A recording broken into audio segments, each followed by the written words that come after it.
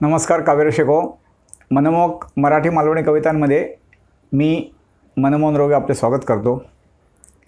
मित्रांनो, सध्या पावसाचे छान दिवस आहेत। पाऊस हा तर आवश्यकच आहे, तिन्ही सगळेच ऋतू आवश्यक आहेत। पण पावसामुळे आपण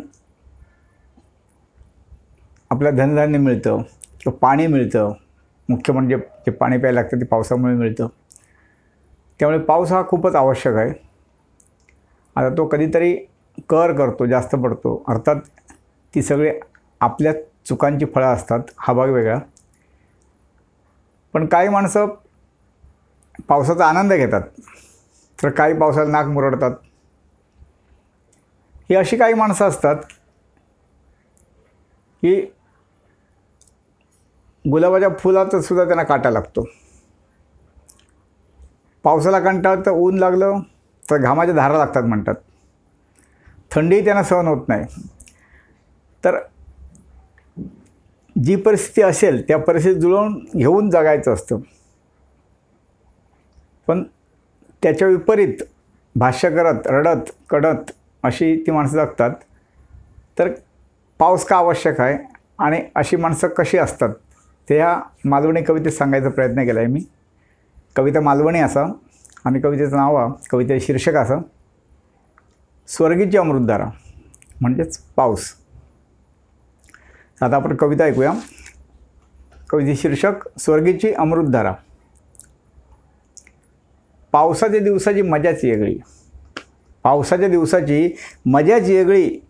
कोण भिजता पावसात, कोण भिजता पावसात तर कोण गाठता पावळी।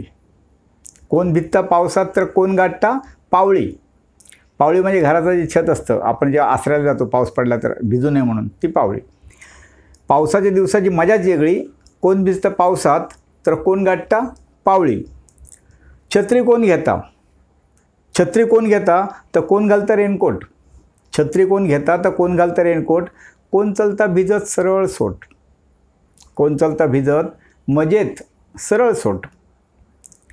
हिरवे होतं दऱ्या डोंगर ओसाड माळरान, जे उन्हाळ्यात ओसाड माळरान असतात आणि सगळीकडे शुष्क वाटतं, तर हिरवे होतं दऱ्या डोंगर ओसाड माळरान, झाडा पेडा पाना फुलात येता नवो प्राण। हिरवे होतं दऱ्या डोंगर ओसाड माळरान, झाडा पेडा पाना फुलात येता नवो प्राण। बघा, पाऊस जेव्हा पहिल्यांदा पाऊस पडता त्या दुसऱ्या वर्षी आपण उठल्यानंतर सकाळी सगळं असं नवीन वाटतं, झाडा टकटकीत वाटतं, सगळं हिरवंगार वाटतं आणि थंड वाटतं, बरं वाटतं। तर हिरवे होतं दऱ्या डोंगर ओसाड माळरान, झाडा पेडा पाना फुलात येता नवो प्राण। शेतकरी कामाक लागतात, शेतकरी कामाक लागतात, रवणानं येळेचा भान। शेतकरी कामाक लागतात, रवणानं येळेचा भान। पोरापोरी भिजत चलतात, पोरापोरी भिजत चलतात जगाक इसरान। पोरापोरी भिजत चलतात जगाक इसरान। नागोबा, नारळी पौर्णिमा, गोकुळ कालो गणपती। नागोबा, नारळी पौर्णिमा, गोकुळ कालो गणपती, पावसातच येता श्रावण। हे सगळे सण, शिवाय पावसातच येता श्रावण, त्याची मोठी महती। बघा ना, नागोबा, नारळी पौर्णिमा, गोकुळ कालो गणपती, पावसातच येता श्रावण, त्याची मोठी महती। सणसूद लागान येतात एका पाठोपाठ एक, सणसूद लागान येतात एका पाठोपाठ एक।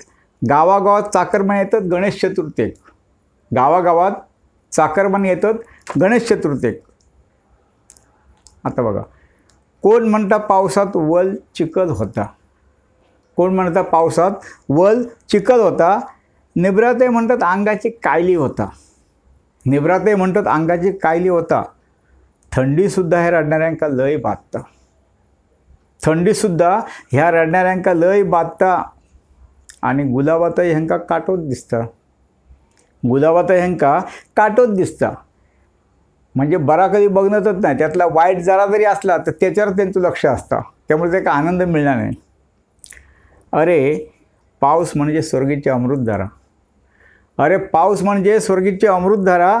सुस्त मरगळलेली जिवंत होता धरा, पाऊस म्हणजे स्वर्गीची अमृतधारा। सुस्त मरगळलेली जिवंत होता धरा। नाही पडलो पाऊस तर विचार करा. नाही पडलो पाऊस तर विचार करा.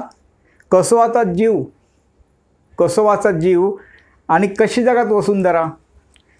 पाऊस पडलो नाही तर विचार करा.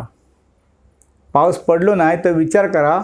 कसं वाचत जीव, कसं वाचत जीव आणि कशी वाचत वसुंधरा. धन्यवाद मित्रांनो.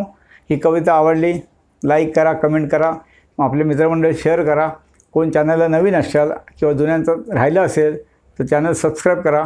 आता आपली परत भेट 14 तारीखला एक भयकविता म्हणजे भय ह्या विषयावरची कविता घेऊन, भयाभंग ही कविता घेऊन भेटूया.